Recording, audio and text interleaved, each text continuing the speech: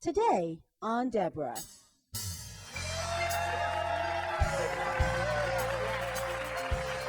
This family lost a total of 170 pounds and in the process kicked a drug addiction. We knew we had to start with us. He's 16 years old and in 1 year he lost over 100 pounds.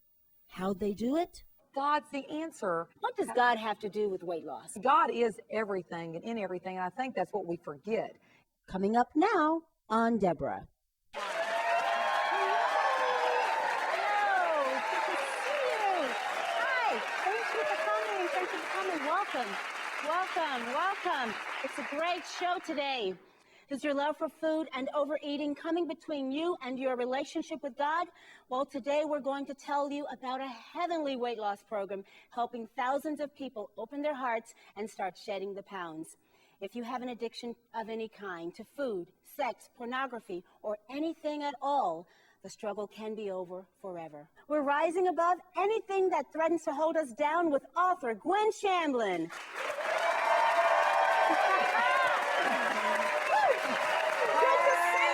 Good to see you. All right. We're going to talk today about two of your favorite topics, weight loss and God. Oh, yes, absolutely. And hope for everybody out there There's hope. Yeah, they're wanting to get the weight off, and they can do this. We can do it. Yes, America can do this. Okay, let's do it. We'll be right back. You stay right with us. Come on in here.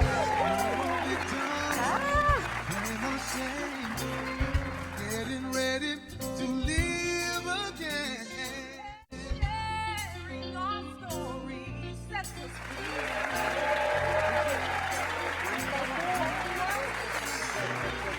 Thanks for staying with us. We are talking today with Gwen Shamblin. She's the author of Way Down Diet and the Way Down workshops. This is just an awesome program. I'm excited to have you here. Thank you for coming. Oh, I'm excited about being here with you, and you're so precious. So this will be just a great day to talk about, God and what he's been doing with Way Down and all these people that are losing weight permanently. So. And it's more than about weight, though. The name of this book, Rise Above, it's not just about rising above weight issues. There are a lot of other issues that with God we can rise above. Absolutely. When you get the formula for this one thing of how to get your weight off, you can lay down anything.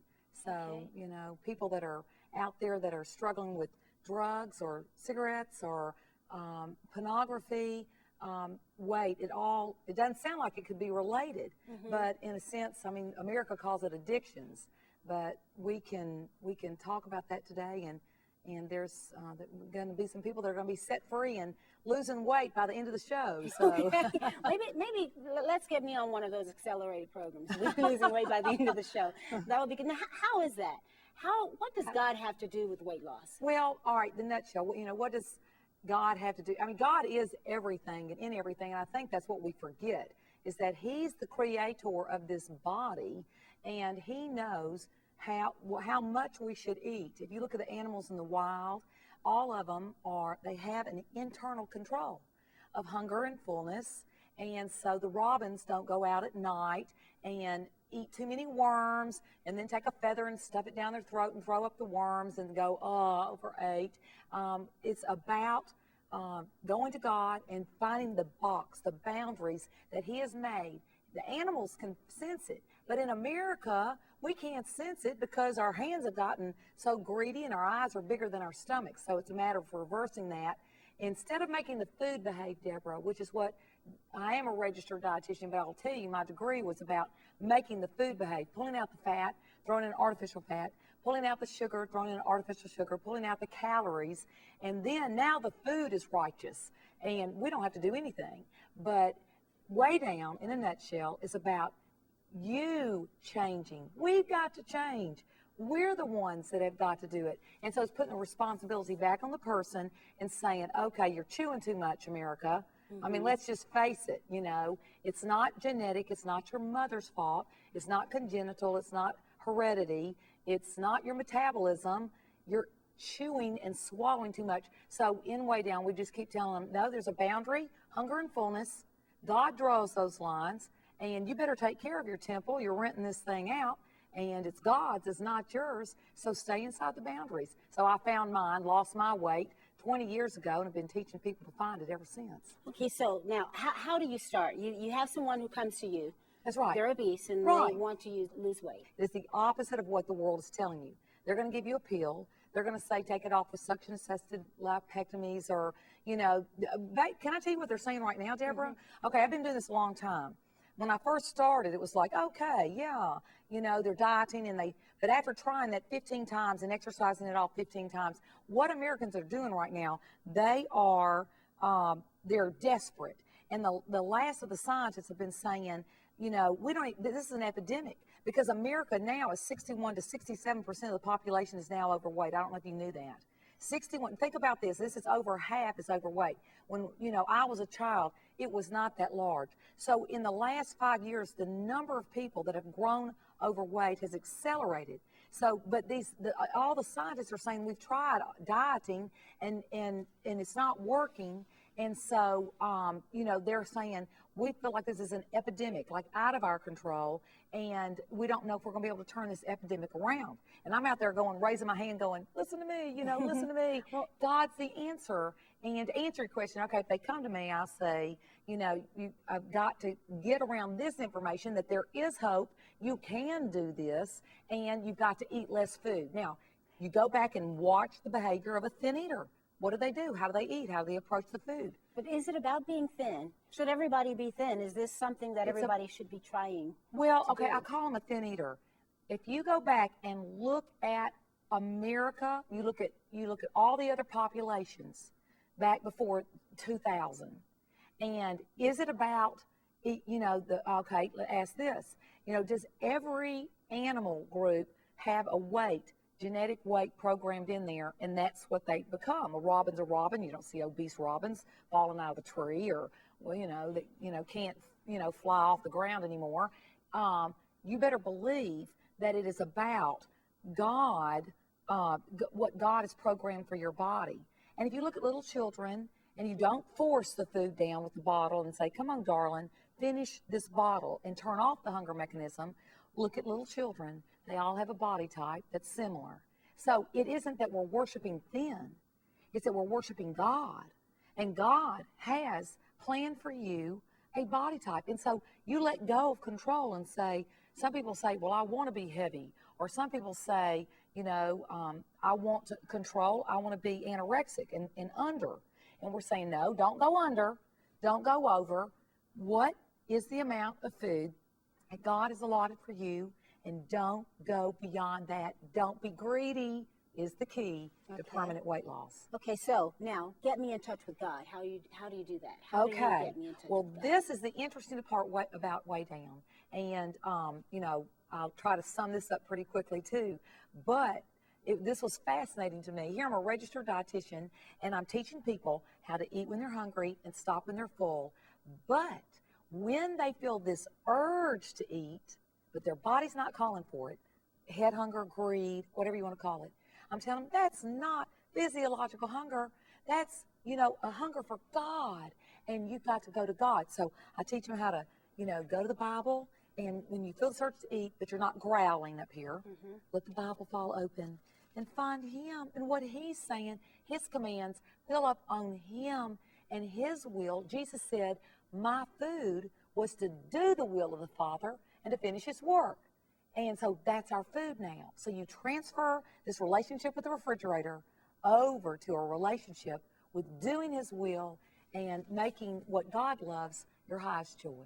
Okay, so once we have this relationship with God and we've conquered the weight issues, you're saying that now we can move that into any addiction, sex, pornography, lust, you know. Why anything. not? Okay, I mean, what's the difference between someone lusting after the food and they're thinking about it all day and they look in the magazines, and even dieting becomes a lust. What diet are you on? What diet are you on? You want to hear about the food. Yeah. You want to talk about the food. You want to taste the food, savor the food, cook the food, stir the food. It's a lust. Pornography. You want to look at the magazines, look at the pictures, watch the dirty shows. It's a lust.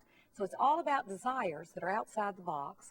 And I'm saying any desires outside God's will, what's in this word, you know, is death. It's no fun. It's awful. Now, get inside the boundaries of God. There's a lot of fun. Okay. I mean, I enjoy eating this amount of food. So you got to change your mind. It'll change your heart. Your body will follow. Okay, let's talk about what kinds of foods we can eat. Is it anything? We'll talk about that when we come back. So stay right with us. We'll be right back to Gwen Shamblin. Take it I'm going that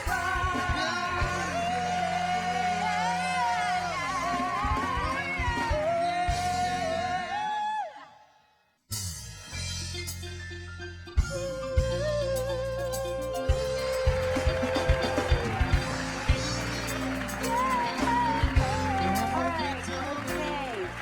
You say here in Rise Above, you say the only way to stop lusting is to not think about food until you are hungry and then to get what you're craving. Are you saying I can eat anything? Well, absolutely. I mean, I have been for 20 years, and okay. I mean, Okay. I'm one piece of evidence that you can, but anything you want, you know, it's the volume. It's not what you eat, and that is what I found out as a dietitian. I kept going, wait a minute, cows eat grass, turn into cows, and make calcium-rich food, and you know, I mean, please, God's programmed inside of you desires of what you want to eat. And so, I mean, it's variety is the key. But if you'll notice, you don't want what you had for breakfast for lunch, and you don't want what you had for lunch for supper. So automatically trust the system.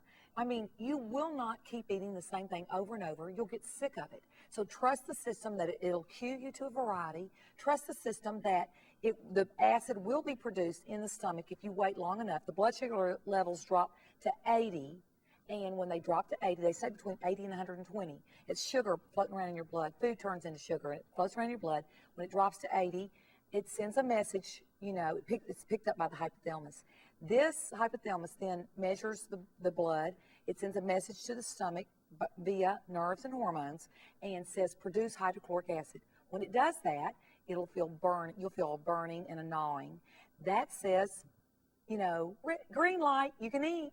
And then you start feeling full, you stop. The volume, your stomach is not that big, Deborah, and so the volume may be small. But the fact is that all food, I mean, chemistry is what I had to take for 7 years, you know, at the university, and I had to teach this at the university, so I really got a dose of chemistry. But all food boils down to is carbon, hydrogens, nitrogen, and oxygen. And so all the different foods that you're eating is going to be 6 things, you know, protein, carbohydrates, fats, and vitamins and minerals and water. And all of those elements are found in almost every food group. It isn't as complicated as dietitians came in and made it. You will, you know, your body will want certain foods. So yes, you can. But now when I say French fries, let me take you through a meal real quick. Can I do that? French fries and What is your favorite meal? my favorite. I love rice, any carbs, and I love grilled cheese and French fries. Okay, I'm a vegetarian. Okay. Most of the world is probably going to be eating a hamburger and some French fries. All right, now I would take the hamburger, cut it in half, and maybe into quarters. In my French fries, I take one French fry at a time, and then I put the right amount of salt and ketchup on it, and maybe 4 bites out of one French fry. You know what I used to do before I was thin? 4, 5 in the ketchup and down them. Okay. So one at a time. I sip between bites because it takes about 20 or 30 minutes on my body to get that blood into the sugar back into the bloodstream, to raise it back up to 120, to turn off eating behavior. You've got to go slow. And so your amount's going to be, so cut your food in half.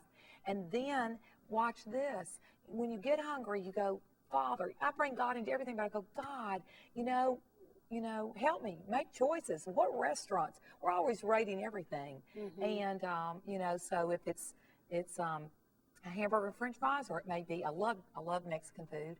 And so I'm eating the chips and the dip, but I put the right amount of salt on each chip because I'm eating a few amount of bites.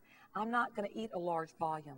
Now, greed has to be gone for you to do that. Let me tell you what greed does. Greed will keep eating very quickly. And that's about discipline too, because yes, I mean, any diet, people can't lose weight because they're not disciplined enough to stay on it. So how do they become disciplined enough to go to the Word when they're hungry? What they're doing is they're extremists. They can't discipline themselves. That's what they feel like they can't, and so they go to like fasting or wiring their mouth or injections, or they want something else to stop them.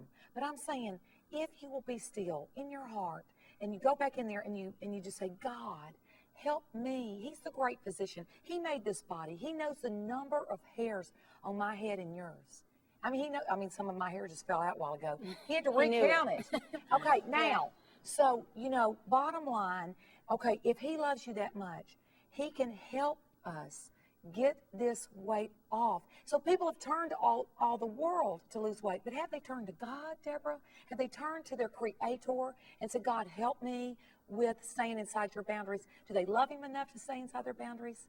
I do, and I think people can learn this. I know they can, because there's tons in this audience that have and are permanently thin. Yeah, we're going to talk about people who are obese all of their lives, and they say it's hereditary. What do you say about it? We'll be right back. Stay with us.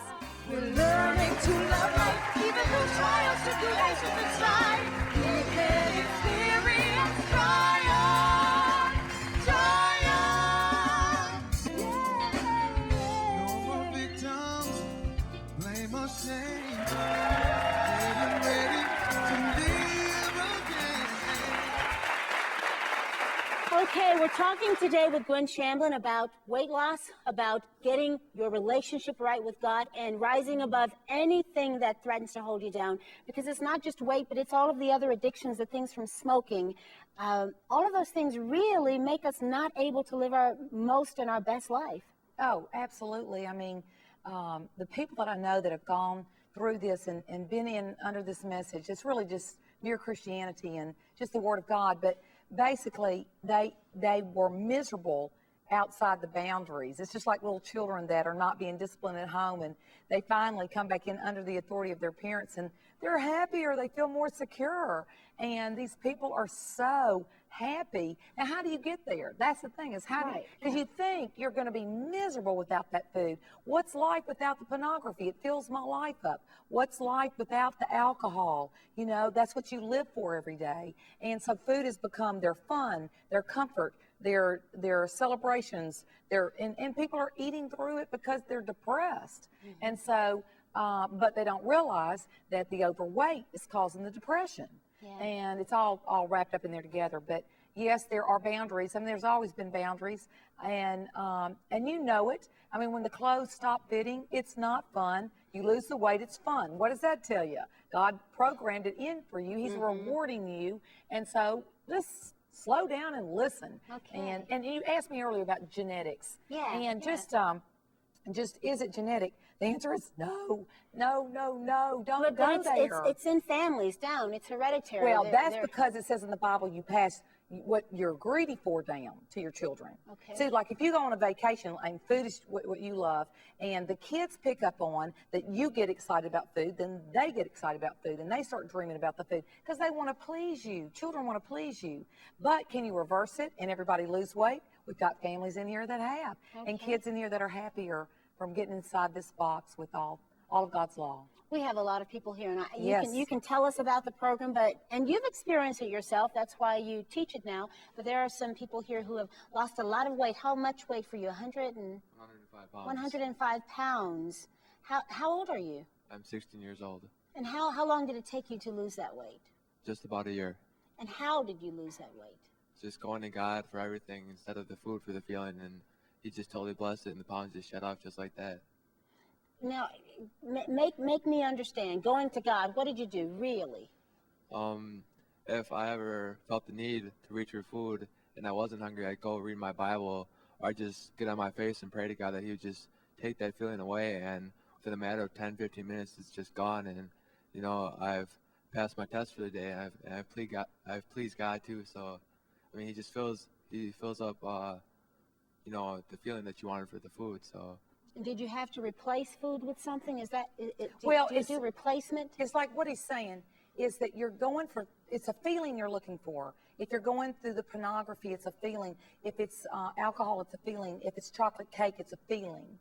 Okay, so we're empty and we want to be filled up. I mean, America's all into that, and indulgence TV, whatever it might be. And so we're saying that God can do better than Rocky Road ice cream, and God can do better than, cheese and dip. But you're going to have to try it. You're going to have to step out and try it. So Jason is one of these guys that tried it, and, a year later, do you feel better than you did going after? I mean, was food really a comfort? It robbed you of your clothing, your time, your athletic abilities. You know. Well, how does he keep it off?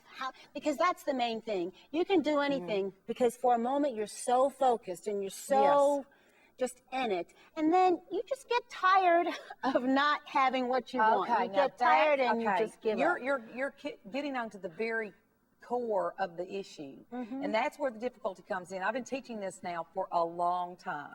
Okay, and what I found was that people can gain their weight back even getting this base information. This is the answer, but the fact is that if they don't really believe, if you do it for yourself, you're not going to do it. But you finally believe God means business, and when he says in Corinthians that this is the temple, this is his temple, this is sacred, this is where he wants to dwell, and anyone that destroys this temple, he's going to destroy them, that's when you go, okay, forget feelings, forget anything else. It's all about him. You're God. I'm not a God. You made me. You're the one that's going to be there on Judgment Day. I mean, it's about you. So really, I will tell you the common denominator of the people that go all the way and are permanently thin is that they fear God. They love God. They want to do it his way. And so they enjoy this, okay? Okay. It's deep. It's hard to get in an hour here. I know, it really is. We've got some more people to talk to. We're going to do that when we come back. Stay with us. I'm going that route. We're going to a higher place. Your brother's sinking so higher, higher, higher, higher, higher, higher. We're going to a higher place. Your brother's sinking so higher, higher, higher, higher, higher. Sharing our stories sets us free.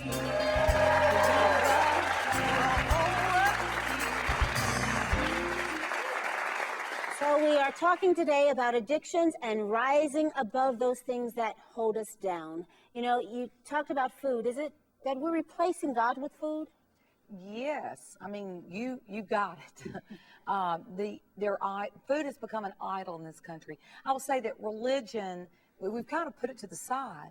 And the main thing is that God has asked us in the basic 10, the top 10 rules, thou shalt have no other gods before me. Don't put potato chips in front of me. Don't bow down to the pan of brownies, you know. And the number 2 combo calls your name when you're driving down the street and you go, yes, number 2 combo. But God's saying, listen to me, fill up with me. He says in Psalms 81, open your mouth and I will fill it, says the Lord. And so there's a lot of people in here that have just taken that basic information, and when they say, oh, I've made food an idol, they go, I don't want to do that. I don't want to hurt God's feelings. And they love him so much that they put the food down. Yeah, and lose the weight. We have a family over here. How do you manage the family? How much? Over 200 pounds? 170 pounds as a family. 170 pounds as a Yes. family. How did you do it? Oh, wow. Obviously through the Way Down diet program, but we replaced our idols of food, amongst others, with for comfort, we went to God. We learned how to have a relationship with God, and through reading our Bible, reading God's Word, and that replaced food. Yeah, but as a father, we were talking about weight being hereditary, and you were saying that they learn it from their parents and it comes down to their children. What were you telling them different, and how were you getting them in line to lose the weight? Well, my son, for instance, was 80 pounds heavier than what he is right now, and obviously we knew there was a problem there. So I have lost 40, my wife's lost 55, so we knew we had to start with us. And then basically I had my children also go through the program. They went through the program. We just dove right in head first and said, okay, kids, we're going to do a 180 from the way we've been doing things, and we are so sorry that we did not teach you right in the beginning. But now we're going to learn God's way. And so we dove right into this program, and God taught us, and our children were just looking up to us. The kids are picking up on this faster, Deborah, than the adults. I've been working with the adults for years, but it's a delight. And you're sitting there going, and they walk away from it. When you've been in it for longer, it is more difficult. So, but it's exciting. Yes, the families are finally seeing if the whole family's together on it, the whole family will lose weight. So it's a beautiful thing. So how do you keep them going? How do you, after years and years, keep going? You really do get tired. You really do. Well, you know what? You and I know the key to this. I mean, we are in love with God, and that my food is to help everybody to find God. I think, you know, that was my purpose in life, was just to get out there and just go, God is awesome. He's my morning. He's my noon. He's my night. I get, like, if he wakes me up in the night, I open up that word and I feed off that. There is another food out there. It's what I want to tell America. There's something else that's more exciting, and that is working for God, you know, filling up with helping someone else. Do you know what it feels like for someone else? I feel younger now than I did 10 years ago because of all of for one, this is a healthy way to eat. If anybody has any question at all, please, look, I've got hair, nails. I'm doing fine out there, okay? Regular foods are fine for us. But to let you know that, you know, it's rejuvenating to help these people, and that's something that people can add to their life.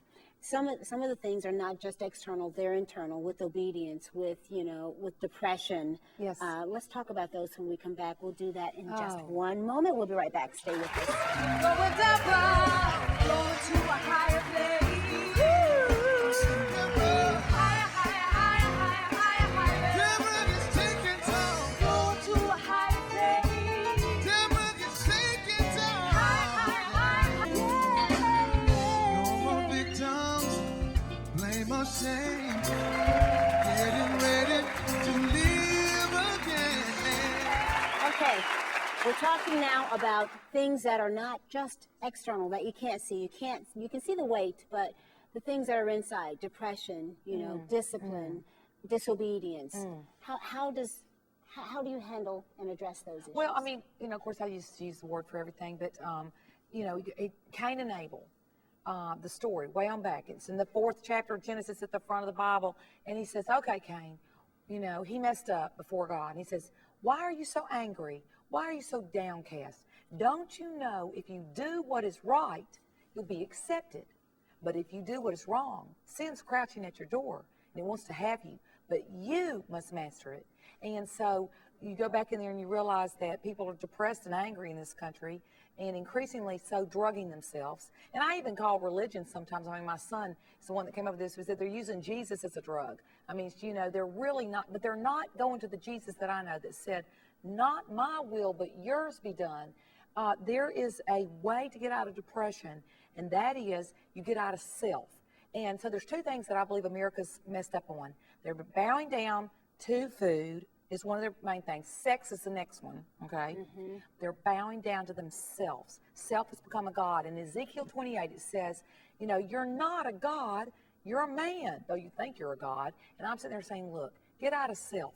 You weren't put on earth to, and you know what the parents have done? They have made the world center around that child, and they think they're making the child happy, but the child comes out depressed, going on drugs, you know, looking for happiness in all the wrong places, and they don't want that religion of where you're just going in on Sunday mornings, and so it's about finding, opening back the word up and dusting it off and finding the real God that's fun and loving, and kids can do this, so.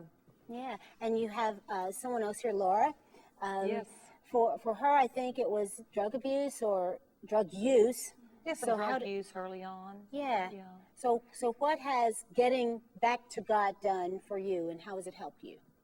Well, before, you know, being in this message, I was a very, you know, overweight and disobedient teen, you know. I did do drugs, you know, I would smoke pot regularly, you know, at school behind my mother's back, you know, and I overate a lot, you know. I always had my attitude, and I served myself, you know.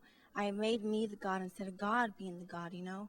And now it's just like, God, you know, I want to just do everything as unto you, God, you know. I don't want to take an extra bite over satisfied, you know.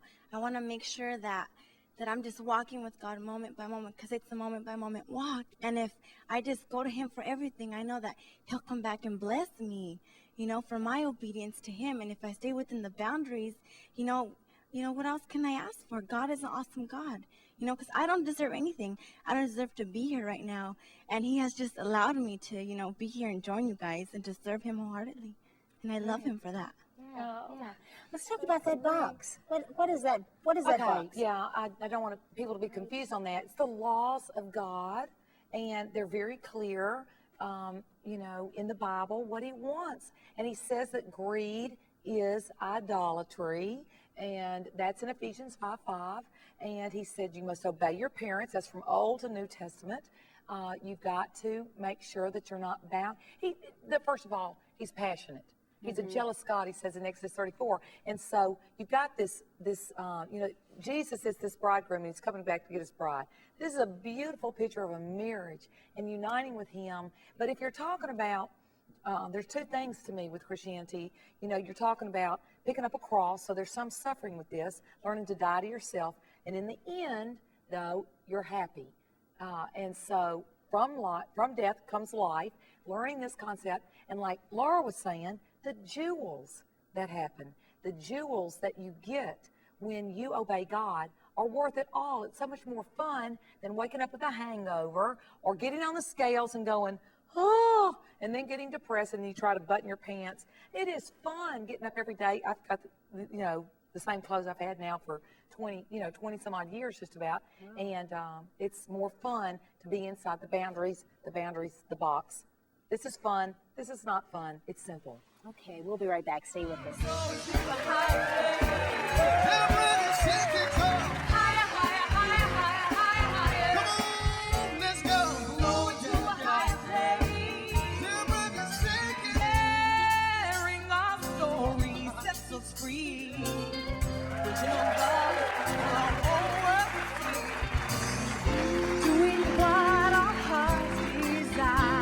Okay, we have a lot of people here today who have gone through the process.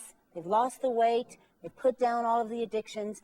But I think there are also some people who look at the program and say, no, you know, I'm obese, but my relationship with God is intact. We're close.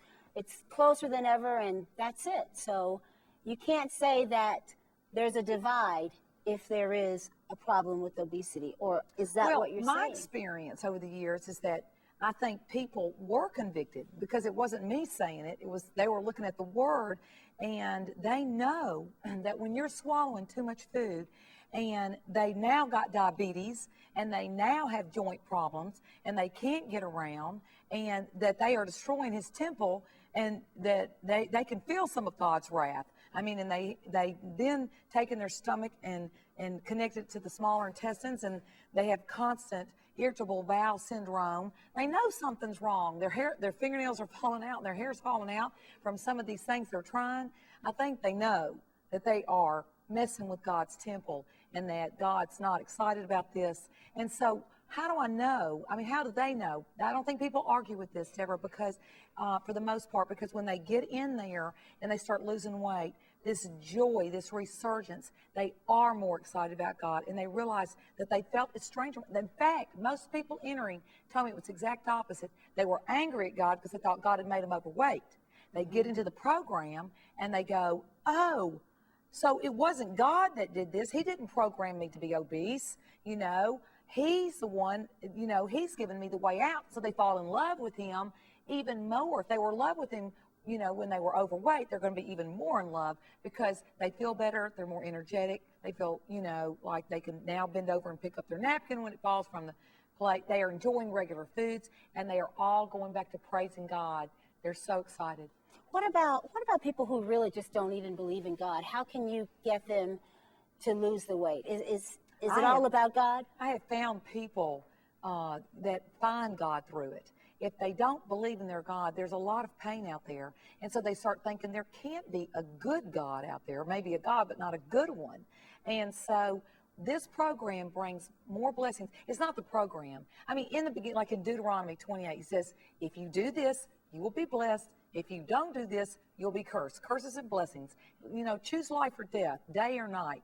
And so when they start walking in this light and walking in the footsteps of Jesus Christ, they find the joy and the peace that passes understanding. And so we say you can prove that there's a God by do these things, follow his commands, and then you get all these blessings. Don't do them, and it's not fun. You put your finger in the fire, it's hot. Pull it out, it feels good. And so people are finding God by just experimenting with either doing or not doing his commands. So it's ingenious of God, I think. He helps us to find him. So do they have to go through the program? Can I not just say, okay, I'm going to Absolutely. get closer to God and I'm going to bring the weight off? Yeah, yes, you can do that. And so we say, go for it. And then if you need some help, then, you know, get on the website. But you know what I've found by yourself is iron sharpens iron, men sharpen men. Fellowship has been the number one thing that I have found that has really kept me in the box, because I see someone else and I'm sitting around Jennifer and Teresa and I'm seeing Jennifer go, I can't take another bite, you know, and I go, I don't think I need to be. So we help each other. Yeah, and that's what it's about. Yes, that's what it's about. We'll be right back. Stay with us. Come on now, let's go. Everybody, let's go. Don't you wanna go higher? Don't you wanna go higher? No more victims, blame or shame. Getting ready to live again. Okay, we're talking today with Gwen Shamblin about losing weight and living your life to its fullest. You know, how does this work? How does it work? How does God allow it to work? Okay, so I guess to kind of sum it up, I mean, in a nutshell, would be that you are turning, you know, everything back over to him, and he's the mainframe computer, and we're the terminal, and so he's the vine, you're the branch. I mean, you're plugging back into him. People are hurting because they're not plugged into what is the resource of life. Their source. And he is God, by definition, means he is the source of all money. He is the source of all health. He's the source of everything. And so coming to him on his terms always works. It's beautiful. I want everybody to realize there's hope out there. This is what makes me sad, Deborah, is that these poor people out there have done so many, they're in a nightmare. They can't get out. And they feel like they're in this prison of all this weight. And then their kids are overweight. And they're being told it's genetic or that they can't get out of it. And I'm sitting there going, oh, no. Please give God a try. Turn to him. Turn to his word. And, you know, join with these people and these families that have been set free. It's beautiful. Beautiful. So you're saying rise above. That's what Rise it's about. above, that is the magnetic pull of the earth. This world and its desires are going to pass away. So stop turning to the world to fill you up. And come home, prodigal son. You know, it's nothing out there but a pig pen. And come home to the filet mignon with God Almighty. Real steak, real food. Okay, you can find out how to get a copy of Rise Above and other Gwen Shamblin books at DEBORAH'Interviews.com. Thanks for watching, and thank you for coming. Oh, Thank you for this was coming. too fun. Right, come on out, let's go. Let's go.